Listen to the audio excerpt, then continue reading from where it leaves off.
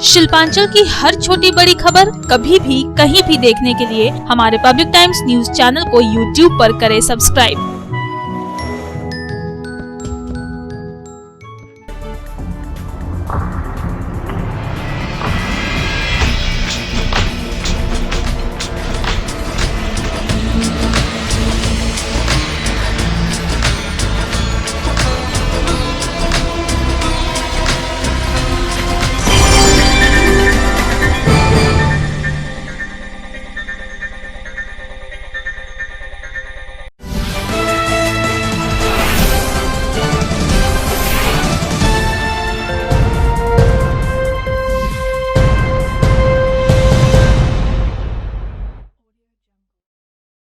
নমস্কার, আমি কৌশিক। পাবলিক টাইমসের নিউজ সেগমেন্ট এসআর টাইমসে আপনাদের স্বাগত। খবর শুরুর আগে নজর রাখবো আজকের হেডলাইন্সে।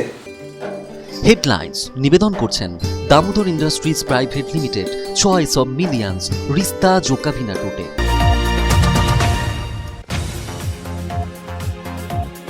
রানীগঞ্জে ফের করোনা পজিটিভ রোগীর মৃত্যু। হিলবস্তি বাসিন্দা বছর 50-এর করোনা আক্রান্ত ব্যক্তির দুর্গাপুরের সনকা কোভিড-19 হাসপাতালে মৃত্যু হলো। রানীগঞ্জে এই নিয়ে করোনা পজিটিভ 5 জনের মৃত্যুতে চাঞ্চল্য রানীগঞ্জ জুড়ে। আসানসোলের গুজরাটি ভবনে বিজেপির সাংগঠনিক বৈঠকে যোগ দিয়ে বিজেপির প্রদেশ সহ সভাপতি রাজু ব্যানার্জি তৃণমূল কংগ্রেসের পশ্চিম বর্ধমান জেলার সভাপতি জিতেন্দ্র তিওয়ারিকে আক্রমণের নিশানায় রাখলেন। পাল্টা বিজেপি নেতা রাজু ব্যানার্জিকে আক্রমণ করলেন জিতেন্দ্র তিওয়ারি। দুই শিবিরের দুই নেতার অভিযোগ পাল্টা অভিযোগে সরগরম শিল্পাঞ্চলের রাজনীতি। দামোদর নদ এলাকার বিভিন্ন ঘাটে অভিযানে নেমে ভেঙে দেওয়া হলো অবৈধ বালিঘাট। বিএলআরও এসডিএলআরও দপ্তরের সাথে রানীগঞ্জ থানার পুলিশ আধিকারিকেরা যৌথভাবে অভিযান চালিয়ে ভেঙে দেয় অবৈধ বালিঘাট। পাশাপাশি বাজেয়াপ্ত করা হলো 3টি মাটি কাটার যন্ত্র।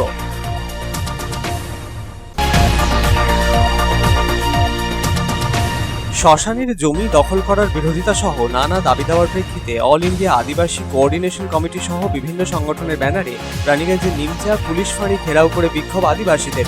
দাবিপত্র তুলে দেওয়া হলো ফাঁড়ির ভারপ্রাপ্ত আধিকারিকের হাতে।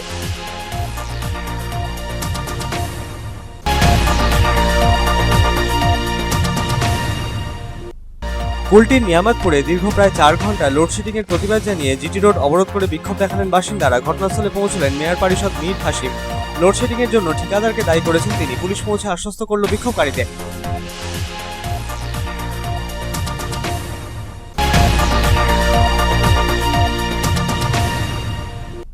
দুর্গাপুরের কাদা রোডের জাতীয় সড়কের সার্ভিস রোড সংস্কারের দাবিতে বিক্ষোভ সিপিএম এর। নিত্যযাত্রী থেকে শুরু করে পথ চলতি সাধারণ মানুষের সমস্যার কথা মাথায় রেখে গণস্বাক্ষর সম্বলিত স্মারকলিপি প্রশাসনের বিভিন্ন স্তরে তুলে দেওয়ার কথা জানালেন সিপিএম এর নেতৃস্থানীয়রা।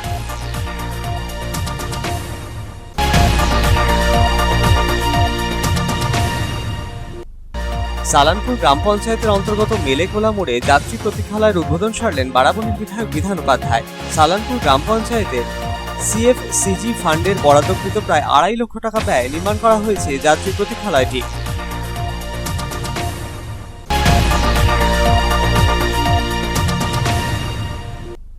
করোনা সংক্রমণ ঠেকাতে অন্ডালের উখড়ায় ন্যাশনাল কোলফিল্ড সিটিজেন্স ফোরামের পক্ষে এলাকার সেলুন ও বিউটি পার্লার কর্মীদের মধ্যে মাস্ক, ফেস শিল্ড ও স্যানিটাইজার বিতরণ করা হলো।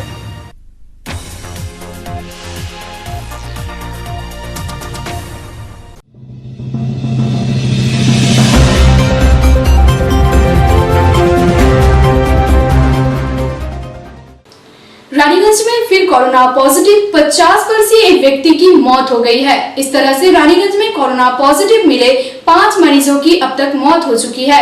हिलबस्ती के निवासी 50 वर्षीय व्यक्ति की दुर्गापुर के सनाका कोविड-19 अस्पताल में मौत हो गई।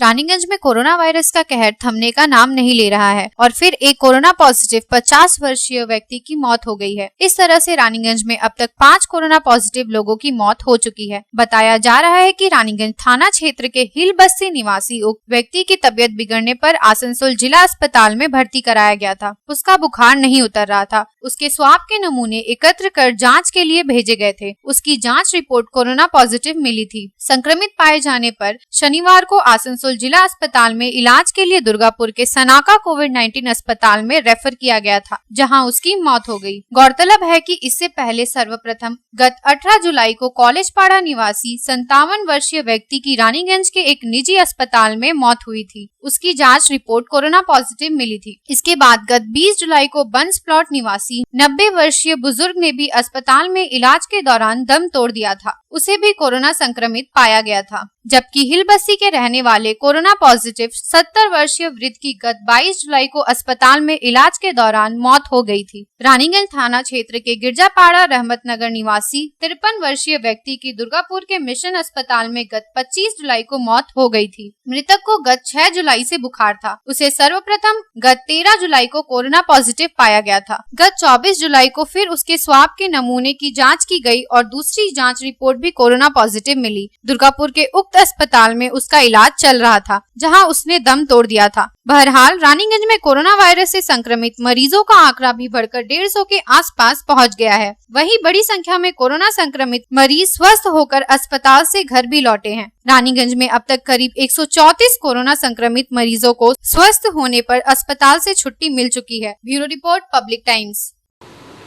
आसनसोल गुजराती भवन में पार्टी की सांगठनिक बैठक में पहुंचे बीजेपी प्रदेश उपाध्यक्ष राजू बनर्जी ने पश्चिम बर्धमान जिला तृणमूल कांग्रेस के अध्यक्ष जितेंद्र तिवारी पर तीखा हमला बोला। बीजेपी नेता राजू बनर्जी ने वार किया तो तृणमूल के जिला अध्यक्ष जितेंद्र तिवारी ने भी तुरंत पलटवार किया। दोनों नेताओं के बीच जुबानी जंग को लेकर आसनसोल शिल्पांचल की राजनीति गर्मा गई है।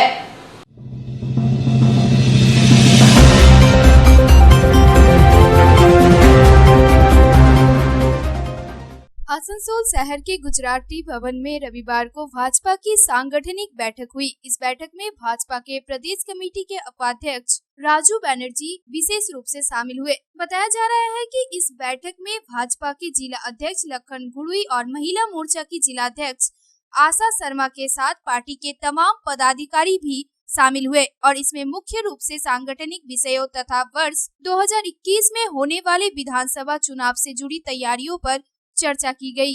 प्रदेश भाजपा के वरिष्ठ नेता राजू बनर्जी पहुंचे तो थे पार्टी के सांगठनिक बैठक में, लेकिन जब वे मीडिया से मुखातिब हुए तो उनके निशाने पर पश्चिम बर्धमान जिला तृणमूल कांग्रेस के अध्यक्ष और आसनसोल नगर निगम के मेयर जितेंद्र तिवारी रहे। भाजपा नेता राजू बनर्जी ने मेयर जितेंद्र तिवारी पर तीखा हमला बोला और उन पर शब्दों के तीर चलाए। हमें जेता जाएगा থেকে শুরু করতে ভালোবাসি, আমি হারতে শিখিনি।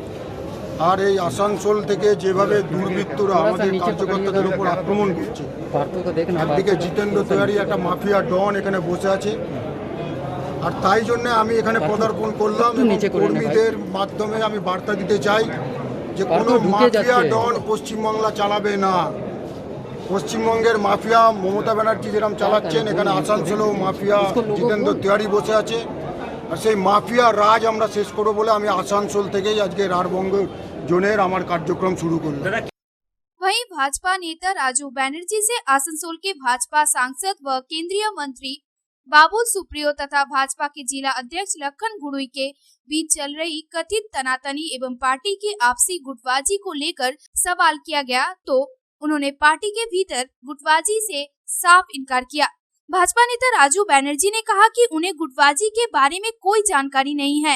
उल्टे उन्होंने गुटबाजी के सवाल पर तृणमूल कांग्रेस पर हमला बोलते हुए कहा कि यह तृणमूल की साजिश है और गुटबाजी में तृणमूल कांग्रेस माहिर है। किसने बोला आपको मुझे पता नहीं है भाई, कि पार्टी के अंदर का अंतरकला है, आपको किसने बताया यही तो मुझे पता नहीं है। किसका साथ है अंतरकला ये भी पता नहीं है, वो मुझे बता दीजिए तो उसका हल मैं करूँगा। मेरा परिवार में क्या हो रहा है मुझे मालूम नहीं है, वो बाहर वालों को मालूम है। देखिए पूरा ये टीएमसी का साजिश है, तो लाइए तो 3 गुट एक हो जाएंगे, क्या प्रॉब्लम है।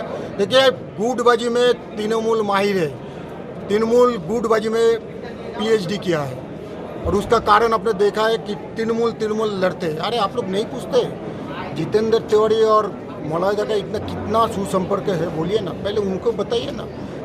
वहीं दूसरी तरफ भाजपा नेता राजू बनर्जी ने वार किया तो पश्चिम बर्धमान जिला प्रमुख कांग्रेस के अध्यक्ष जितेंद्र तिवारी ने पलटवार करने में थोड़ी भी देरी नहीं की। तृणमूल के जिला अध्यक्ष जितेंद्र तिवारी ने भाजपा नेता राजू बनर्जी को सीधे सीधे वर्ष 2021 में अपने खिलाफ चुनाव लड़ने की चुनौती दे डाली। इतना ही नहीं, उन्होंने गुटबाजी के सवाल पर कहा कि भाजपा पहले अपना घर संभाले। अभी नहीं बोल पाएंगे, 2021 आने दीजिए। यदि मेरी पार्टी हमको कहीं से प्रार्थी करेगी तो फिर राजू बनर्जी से कहेंगे कि मेरे खिलाफ में चुनाव लड़िए। पता चल जाएगा कौन माफिया है और कौन यहाँ का भूमिपुत्र है, कौन यहाँ को प्यार करने वाला है, ये सब पता चल जाएगा। जनता उसका जवाब देगी। हम लोग का पार्टी में गुटबाजी है तो हम लोग पर छोड़ दें, हम लोग अपना समझ लेंगे, वो अपना पार्टी चलाए ना। हम लोग का पार्टी में क्या है नहीं, हम लोग आपस में समझ लेंगे। हम हैं, मलय घटक हैं, तापस बनर्जी हैं, उज्जवल चटर्जी हैं, विधान उपाध्याय हैं, दासू हैं, हम लोग आपस में समझ लेंगे हम लोग का क्या है नहीं। हम लोग का घर कैसे संभालना हम लोग आता है, वो अपना देख। आसनसोल से संतोष मंडल की रिपोर्ट, पब्लिक टाइम्स। দামোদর নদ এলাকার বালিঘাটে অভিযান চালিয়ে ভেঙে গুঁড়িয়ে দেওয়া হলো অবৈধ বালিঘাট। বিএলএলআরও এসডিএলএলআরও দফতরের আধিকারিকদের সাথে রানীগঞ্জ থানার পুলিশ আধিকারিকেরা যৌথভাবে অভিযানে নামে। 3টি অবৈধ বালিঘাট মাটি কাটার মেশিনের সাহায্যে ভরাট করে দেওয়া হয়। বাজেয়াপ্ত 3টি মাটি কাটার মেশিন।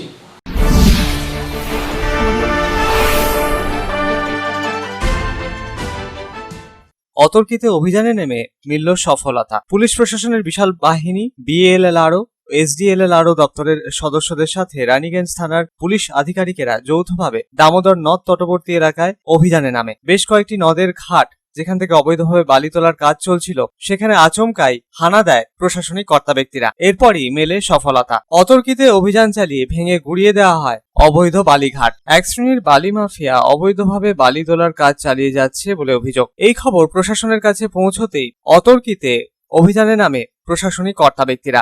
নদ লাগোয়া বেশ কিছু ঝুপড়ি ঘরও ভেঙে দেওয়া হয় এদিন। এর পাশাপাশি 3টি মাটি কাটার যন্ত্র বাজেয়াপ্ত করা হয়। যন্ত্রগুলি বাজেয়াপ্ত করার পর সেই তথ্য আরটিও দপ্তরে পাঠানো হবে বলে জানিয়েছেন আধিকারিকেরা। 3টি অবৈধ বালিঘাট এদিন মাটি কাটার মেশিনের সাহায্যে ভরাট করে দেওয়া হয়। আজকে আমরা এখানে একটা ইন্সপেকশন করলাম, একটা অপারেশন করলাম।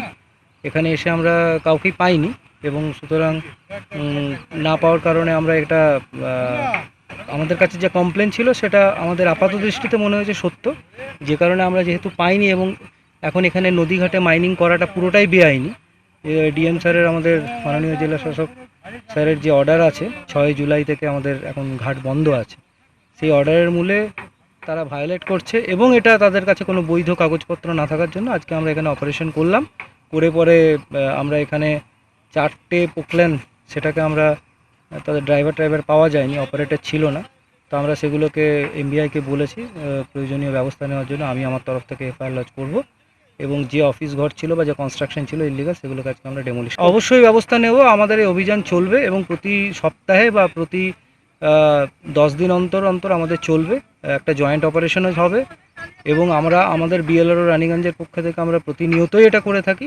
যেটা অন্যায়, যেটা বেআইনি, তার বিরুদ্ধে কঠোর ব্যবস্থা নেওয়া হবে। এই বিষয়ে আপনারা আশ্বস্ত থাকতে পারেন। Bureau report, Public Times. All India Adivasi coordination committee समेत अन्य संगठनों ने रानीगंज के निमचा पुलिस फाड़ी का घेराव किया। शमशान की जमीन पर अवैध कब्जे का विरोध करने के साथ ही आदिवासियों ने विभिन्न मांगों को लेकर पुलिस को ज्ञापन सौंपा। प्रदर्शन के दौरान पुलिस फाड़ी के बाहर भारी संख्या में पुलिस बल की तैनाती की गई थी।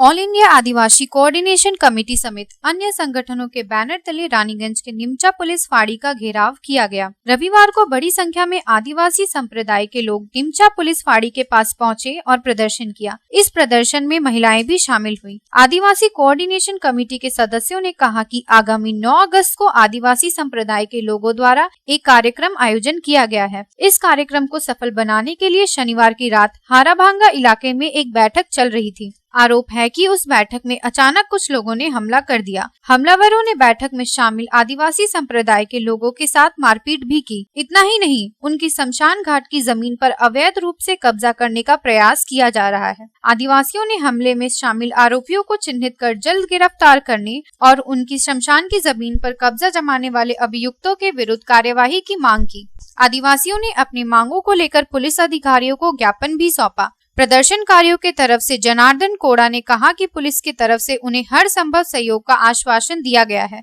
आवेदन को देखा, बहुत अच्छी तरह से देखा एवं जितने उनके जिम्मे है, हम आदिवासियों का जो समस्या है जितना उनका जिम्मा है, वे हमें ये भी दर्शाए कि इसके साथ साथ आप लोगों का भी जिम्मा है और आप लोग सही ढंग से आप लोग काम कीजिए। प्रशासन आप लोगों के पक्ष में है। जिस समस्या को लेके आप लोग लड़ रहे हैं उसके पीछे प्रशासन आप लोगों के पक्ष है। इन बातों को सुन के ऑल इंडिया आदिवासी कोऑर्डिनेशन, माझी मापाजी मांडवा आदिवासी कोड़ा समाज कल्याण संगठन और स्थानीय आदिवासीगण हम लोग उनको धन्यवाद देते हैं कि इस तरह से सहानुभूतिपूर्वक एक आदिवासी प्रेम पूर्वक हम लोगों के साथ पेश आए हैं। प्रदर्शन के दौरान निमचा पुलिस फाड़ी के पास बड़ी संख्या में पुलिस की तैनाती की गई थी। सूचना पाकर रानीगंज थाने के प्रभारी संजय चक्रवर्ती भी निमचा पुलिस फाड़ी पहुंचे और आदिवासी कोऑर्डिनेशन कमेटी के प्रतिनिधियों से बातचीत कर उपयुक्त कार्रवाई करने का आश्वासन दिया। Bureau report, public times. খবরে এখন সময় একটা বিরতির।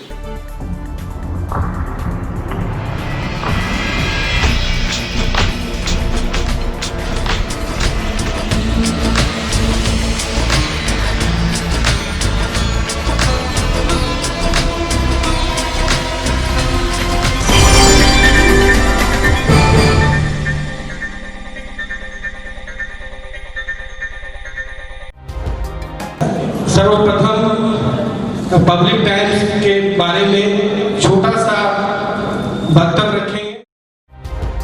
हम लोगों ने बहुत तरह के उतार चढ़ाव देखे हैं, लेकिन आप लोगों के निरंतर सहयोग, स्नेह, प्रेम, प्यार एवं उत्साह पब्लिक टाइम्स যে সংস্থা আমাকে যে এখানে এনেছে তার জন্য আমি ওনাদেরকে ধন্যবাদ জ্ঞাপন করছি এবং ওনাদের সমস্ত যে কর্ম সেটা বৈভব আকার ধারণ করুক আমি স্বামী বিবেকানন্দের কাছ থেকে প্রার্থনা করছি।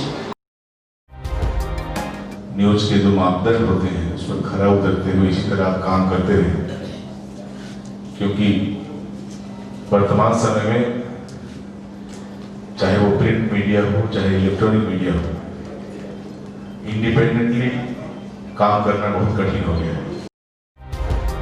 आधुनिक काल के बाद पोस्ट मॉडर्न, जिसमें स्वार्थ और इंडिविजुअलिज्म व्यक्ति प्रमुख हो गया है, समाज, परिवार, राज्य और राष्ट्र कहीं पीछे जा रहा है।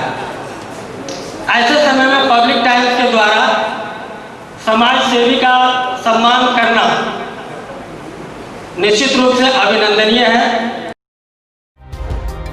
রানীগঞ্জের যে সংস্কৃতি, রানীগঞ্জের যে কালচার, ঐতিহ্য,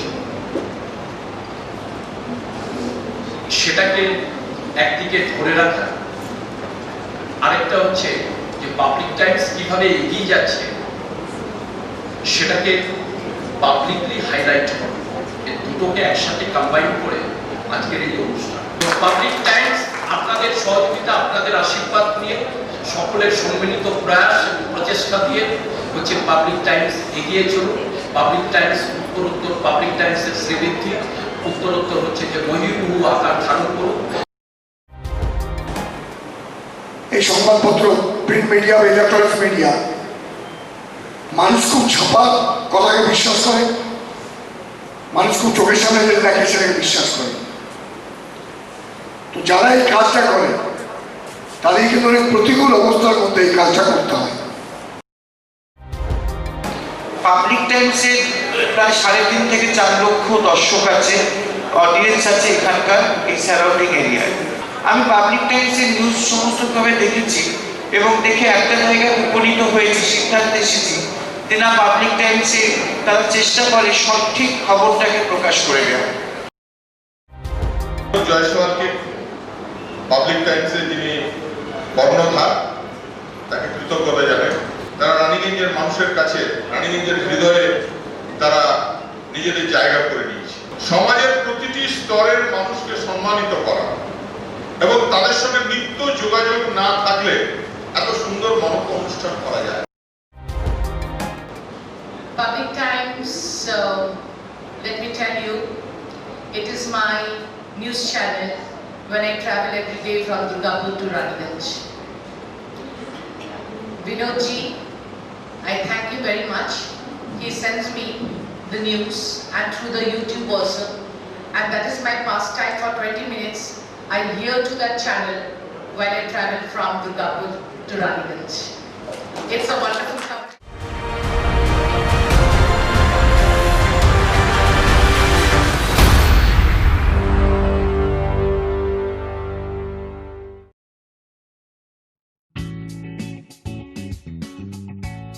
Sriram Multi Developer, residential and commercial project available. Ondal near Airport, Kajora, Asansol. Flat available at Banachiti JK Pal Lane near NSHM College. Contact number 9832114696 and 8016999596.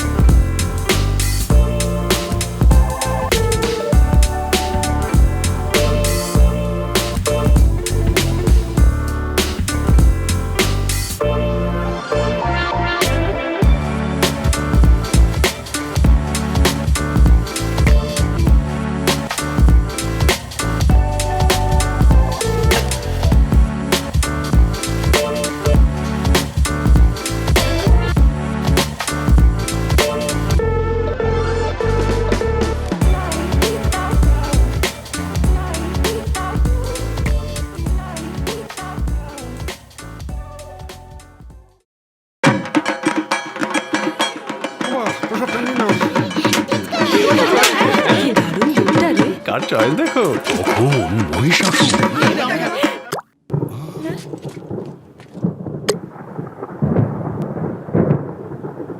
পুজোর আড্ডায় ব্রেক চেঞ্জ করে নাও ঠিক, নো মাথায় হাত, লেটস গো টু ছাদ। পুজোর সকাল বিকেল সেই ডুব দিতে চায় আড্ডাতে, ছাদেই বাঁধন হারা ভরসা দিচ্ছে টাটা, টাটা স্ট্রাকচারা। শনিবার রাতে কুলটি নিয়ামতপুর এলাকায় দীর্ঘ 4 ঘন্টা লোডশেডিং এর জেরে তীব্র গরমে নাজেহাল বাসিন্দারা জিটি রোড অবরোধ করে প্রতিবাদ জানালেন। বিক্ষোভকারীদের আশ্বস্ত করতে ঘটনাস্থলে পৌঁছল পুলিশ। ঘটনাস্থলে পৌঁছল মেয়র পরিষদ সদস্য মীর হাসিমও। লোডশেডিং এর জন্য স্থানীয় ঠিকাদারকে দায়ী করেছেন তিনি।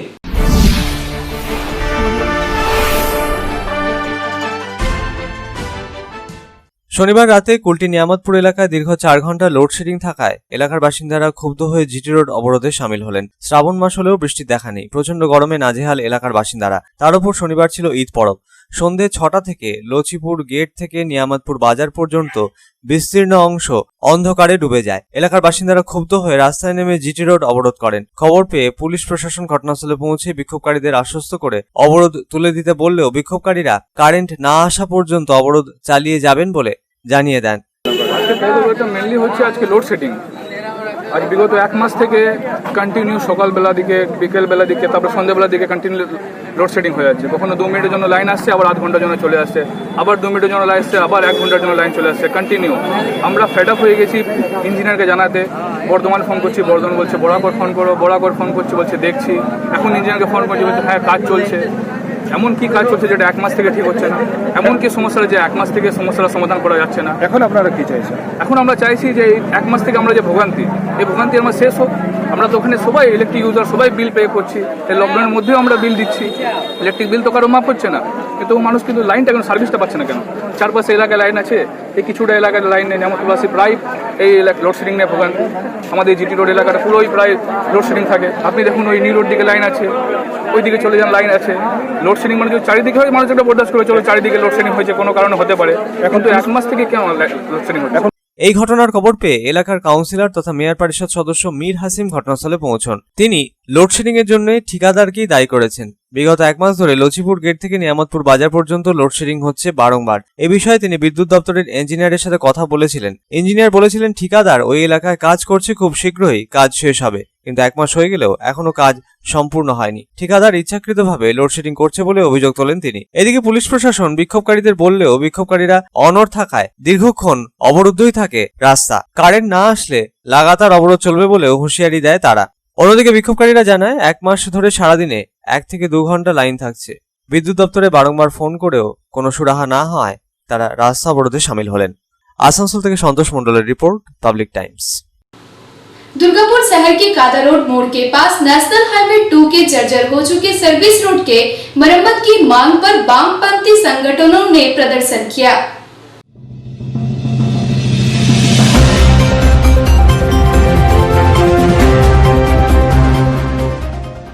दुर्गापुर शहर के कादा रोड मोड़ के पास राष्ट्रीय राजमार्ग संख्या 2 के जर्जर और बदहाल हो चुके सर्विस रोड के मरम्मत की मांग पर वामपंथी संगठन के समर्थकों ने रविवार को प्रदर्शन किया।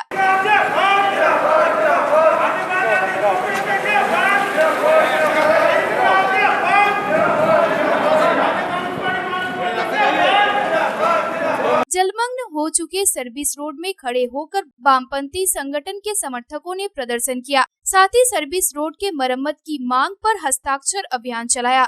आम लोगों के हस्ताक्षर किए गए पत्र को प्रशासनिक अधिकारियों तक पहुंचाया जाएगा और सर्विस रोड का मरम्मत कार्य जल्द शुरू करने की मांग की जाएगी। दरअसल पिछले कुछ दिनों से हर रोज सर्विस रोड पर कोई न कोई दुर्घटना हो रही है और कई वाहन पलट चुके हैं। सर्विस रोड की हालत इतनी बदहाल एवं जर्जर हो चुकी है कि जान जोखिम में डालकर वहां से आवाजाही करनी पड़ रही है। राष्ट्रीय राजमार्ग का सर्विस रोड पूरी तरह से गड्ढे में तब्दील हो चुका है और उसमें भारी जल जमाव होने से तालाब का रूप धारण कर लिया है। थोड़ी देर के लिए सर्विस रोड की हालत देखकर सड़क और तालाब में फर्क करना मुश्किल हो जाएगा। एक तरफ छोटे बड़े वाहन चालक एवं राहगीर जान जोखिम में डालकर सर्विस रोड से आवाजाही करने को मजबूर है, तो वहीं दूसरी तरफ राष्ट्रीय राजमार्ग प्राधिकरण तथा स्थानीय प्रशासन भी आंखें मूंद कर बैठा है। लगता है कि वे यहाँ कोई बड़ा हादसा होने के इंतजार में बैठे हैं। सर्विस रोड की बदहाली से जुड़ी खबर पब्लिक टाइम्स में कई बार प्रमुखता के साथ प्रसारित कर चुका है। दुर्गापुर नगर निगम के 34 एवं 13 नंबर वार्ड के बीचों बीच पड़ने वाले राष्ट्रीय राजमार्ग के सर्विस रोड की हालत पिछले कई महीनों से जस की तस बनी हुई है। कभी कभार दिखावे के लिए यहाँ सिर्फ गड्ढों को भरकर खाना पूर्ति कर ली जाती है, परंतु कुछ दिन के भीतर ही फिर से सर्विस रोड खस्ताहाल हो जाता है। कादा रोड मोड़ के पास भूमिगत पाइप लाइन गुजरा है और उसमें लीकेज होने की वजह से हमेशा सर्विस रोड पर जल जमाव लगा रहता है। इसके ऊपर से अगर बारिश हो जाए तो फिर सर्विस रोड तालाब का रूप धारण कर लेती है। जाहिर है कि सर्विस रोड की मौजूदा स्थिति को लेकर स्थानीय नागरिकों में आक्रोश बढ़ रहा है। लोगों का कहना है कि सर्विस रोड के मरम्मत को लेकर राष्ट्रीय राजमार्ग प्राधिकरण और नगर निगम प्रशासन के बीच चल रही आपसी खींचतान का नतीजा उन्हें भुगतना पड़ रहा है। लीकेज पाइपलाइन और सर्विस रोड की मरम्मत कौन करेगा, इसे लेकर काफी लंबे समय से खींचतान चल रही है। ऐसे में अब सवाल यह है कि आखिर आम लोग कब तक बदहाल हो चुके सर्विस रोड की आवाजाही करने के लिए मजबूर रहेंगे। दुर्गापुर से साधन रुच की रिपोर्ट, पब्लिक टाइम्स। সালানপুর গ্রাম পঞ্চায়েতের অন্তর্গত মেলেগোলা মোড়ে সালানপুর গ্রাম পঞ্চায়েতের সিএফসিজি ফান্ড থেকে 2,41,317 টাকা ব্যয় নির্মাণ করা হলো যাত্রী প্রতীক্ষালয়। রবিবার যাত্রী প্রতীক্ষালয়টির উদ্বোধন সারলেন বারাবণীর বিধায়ক বিধান উপাধ্যায়।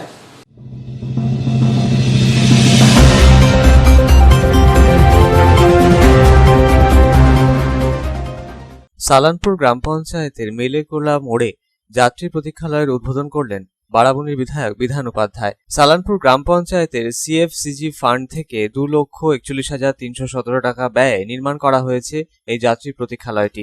রবিবার তার উদ্বোধন করলেন বারাবণীর বিধায়ক বিধান উপাধ্যায়। যাত্রী প্রতীক্ষালয়ের উদ্বোধন সারার পর বিধান উপাধ্যায় গ্রামবাসীদের অভাব অভিযোগের কথা শুনতে বাড়ি বাড়ি পৌঁছন। গ্রামবাসীদের আশ্বাস দেন যত তাড়াতাড়ি সম্ভব তাদের বাকি সমস্যার সমাধান করা হবে। মেলেগোলা গ্রামে নতুন পানীয় জলের পাইপলাইন বসিয়ে জল সরবরাহ করা হচ্ছে। গ্রামবাসীরা ঠিকমতো জল পাচ্ছে কিনা তা নিজে গিয়ে এদিন খোঁজ নেন বিধায়ক বিধান উপাধ্যায়। আজকে মানে আমাদের মেলেগোলা গ্রাম একদম বাইপাসের উপরে গ্রাম, ফলে এখানে প্রচুর মানুষ যাতায়াত করে। তাদের বসার জায়গা মানে একজন দাঁড়াবার জায়গায় এই প্রচণ্ড রৌদ্রে বৃষ্টিতে মানুষের দাঁড়াবার জায়গা ছিল না। মানুষের আবেদন ছিল আমাদের কাছে যেখানে একটা যাত্রী প্রতীক্ষালয় করা। আমাদের সালানপুর পঞ্চায়েত গ্রাম পঞ্চায়েতের পক্ষ থেকে, সালানপুর পঞ্চায়েত সমিতির পক্ষ থেকে মাননীয় মুখ্যমন্ত্রী মমতা বন্দ্যোপাধ্যায়ের নির্দেশে আমরা এই যাত্রী প্রতীক্ষালয়টা বানালাম মানুষ এখানে সুবিধা পায়। তাছাড়াও এখানে বাড়িপাড়া যে আছে, বাড়িপাড়া নিচু বাড়িপাড়াতে জলের খুব অসুবিধা ছিল, যেটা আমরা কয়েক মাস আগে আমরা করতে পেরেছি। সেটা আমি নিজে ভিজিট করলাম এবং মানুষের অভাব অভিযোগ শুনলাম। কী কী অভাব অভিযোগ উঠে এলো? মেনলি যেহেতু শিডিউল কাস্ট পাড়াটা আমি ঢুকেছিলাম, শিডিউল কাস্টের পেনশনের ছিল, পেনশন স্কিম তো দিদি অলরেডি 100% পেনশন করে দিয়েছেন। কিছু বিধবা ভাতা বাকি আছে, যেগুলো আমরা আশ্বাস দিয়ে এলাম যে নিশ্চয়ই আমরা চেষ্টা করব। সবচেয়ে অসুবিধা হচ্ছে জেনারেল কাস্ট। এলাকার বাসিন্দাদের অভাব অভিযোগের কথাও শোনেন তিনি। মূলত এই গ্রামে সাধারণ মানুষের অসুবিধে রয়েছে বেশ কিছু, যেমন পেনশন ও বাড়ির সমস্যা। বিধায়ক আশ্বাস দেন যত তাড়াতাড়ি সম্ভব সেই সমস্যা সমাধানের। বিধায়কের সঙ্গে এদিন উপস্থিত ছিলেন জেলা পরিষদের কর্মাধ্যক্ষ মোহাম্মদ আরমান, সালানপুর পঞ্চায়েত সমিতির সহসভাপতি বিদ্যুৎ মিশ্র, সালানপুর গ্রাম পঞ্চায়েত প্রধান দীপিকা বাউরি, সালানপুর ব্লক তৃণমূল কংগ্রেসের সাধারণ সম্পাদক ভোলা সিং, তৃণমূল নেতা বাপি লায়েক সহ অন্যান্যরা। এলাকাবাসীদের দীর্ঘদিনের চাহিদা মেনে এই যাত্রী প্রতীক্ষালয়ের উদ্বোধন। যাত্রী প্রতীক্ষালয়ের উদ্বোধনের পর বাসিন্দাদের সমস্যা অনেকটাই মিটবে বলে আশাবাদী বিধায়ক। আসানসোল থেকে সন্তোষ মণ্ডলের report, Public Times. National coalfield citizen forum के तरफ से अंडाल के उखड़ा इलाके में कोरोना वायरस संक्रमण से बचाव के लिए सैलून और ब्यूटी पार्लर के कर्मियों के बीच मास्क, फेस शील्ड और सैनिटाइजर बांटा गया।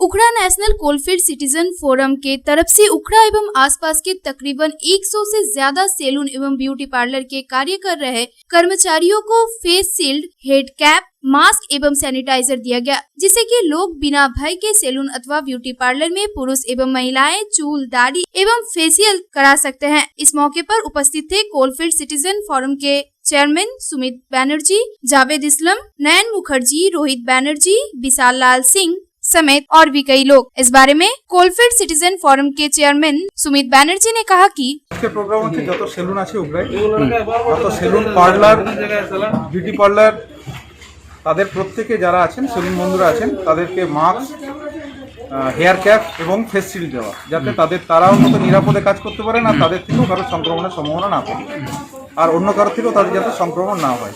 কতজনকে দেওয়া হয়েছে? আজকে 100 জন আমাদের টার্গেট আছে। আপাতত আমরা কার্যক্রম শুরু করলাম, 100 জন আজকে দেবো, এরপরে লাগাতারই কর্মসূচি চলবে। अंडाल से अनिल प्रसाद की रिपोर्ट, पब्लिक टाइम्स। এখনকার মতো খবর এই পর্যন্তই। আপনারা দেখছেন public Times, your voice hour mission. নমস্কার।